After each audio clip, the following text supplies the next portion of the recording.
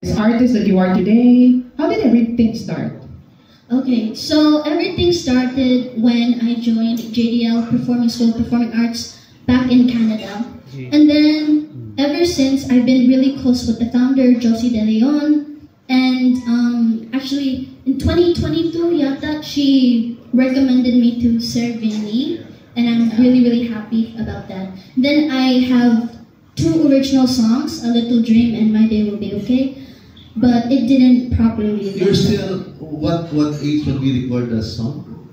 I think you were only 9? 9 years old? Started at 9 years old? Wow. And now you're 16. Opo. Yeah. Tito, was it hard, working with Shane? 16 years old, tapos may ganyang music video na? Well, siyempre, hindi naman ganun kadali mag-produce ng single and mag-produce ng music video.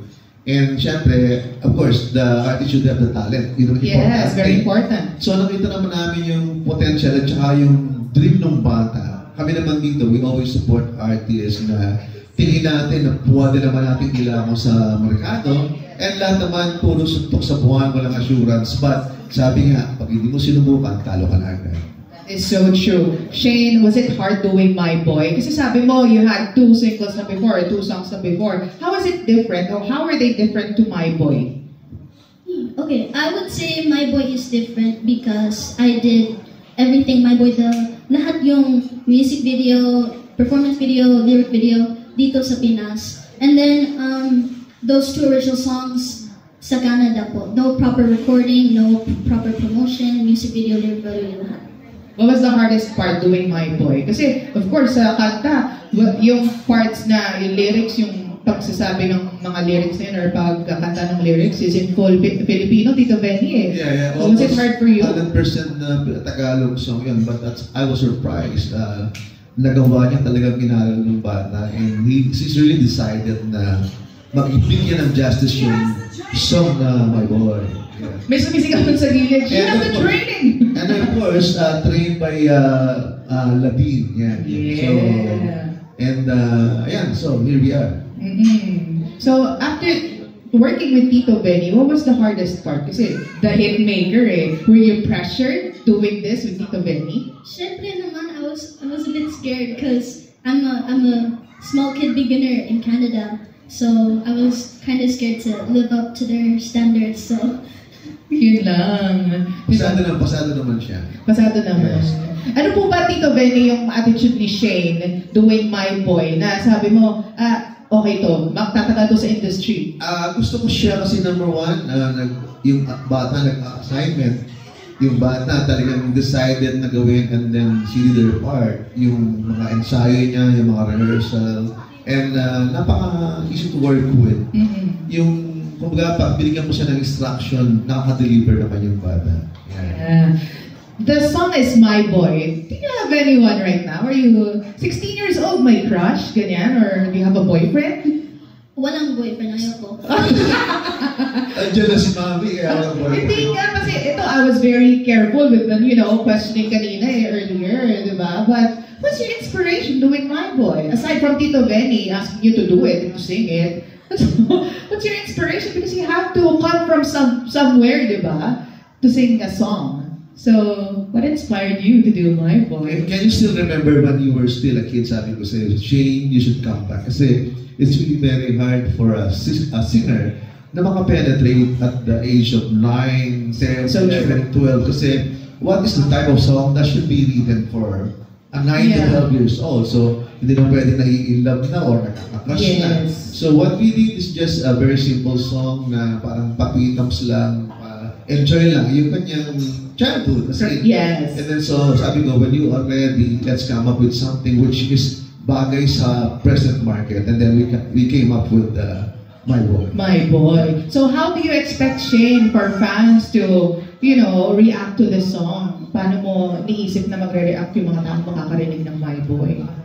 I hope they love it because we've been working on this for almost over a year now. So I hope you all like it and please continue to support me. Thank you all for coming out here again. Yeah. But Tito, would you like to say something? Okay na.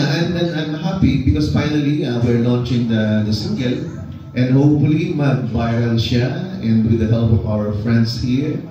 yung press, na tulungan natin yung bata kasi ituloy natin yung dream niya na makapasok sa ating dito sa music industry. Yeah, and with that being said, press people, the floor is now open for questions. So if ever you guys have inquiries or if you have any, questions that you'd like to throw with Tito Benny and Shane, the floor is now open. We're going to be handing you the microphone. Hello, Sir John. Congratulations, Shane. Thank you po. My question is, who's your inspirations? Do you have idols like foreign or local singers? I would say some of my biggest inspirations po are Celine Dion, Mariah Carey, Whitney Houston, and dito sa Pinas, Regine Velasquez, and Vini. Vini. And how about, do you compose songs? Actually po, for me, I don't know why, but it's hard for me to come up with lyrics only. I don't know why. I tried for how many years now? I think I need the proper training po first. Yeah, and then I'll try. Soon. Opo. Congratulations. Thank you. Next one, thank you. Okay, congratulations, Shane. Thank you. And my question is, growing up, what was the first song you've ever performed? I think yung masasabi mo na master ko na tong kantang to. I've sang this so many million times. So I perfected this song. Something that you can sing impromptu. I wouldn't say perfected po because I don't think anything or anyone is perfect yet. But the first song I performed is To Love You More by Celine Dion. Ever since I was a toddler, my dad taught me how to sing. I have my talent from him, and now I'm here, so. Can you still remember the song? Part of it? Sample. Let's go, Shane. I'll be waiting for you here inside my heart. I'm the one who wants to love you more. Alright. Thank you po. Yeah, may idea na si Tito Benny kung anong next song na ilalabas. I'm surprised, ganun pala kataas ang range ng boses niya. Yeah. Maganda yung range ng bata, yeah. Wow. And she's still sitting at the moment while doing the mataas na part. Diba? Okay. My second question and last question is, how do you see yourself 5 years from now? 5 years from now, ano bang ilang taon ka na ngayon? 16. 5 years from now, you will be 21. May boyfriend na. May boyfriend ka rin yan. Sigurado yun. May boyfriend na. Mommy? So at 21, what do you plan to do? Or how do you see yourself at 21? I hope to make it into the industry po. Hopefully, in God's will, it will happen po. But if not, I would like to study in New York for singing the arts. Ganun. So, yeah. Arts pa rin, ha? Conservatorium. 100%, ha? Yeah, to fine-tune the craft. Any more questions?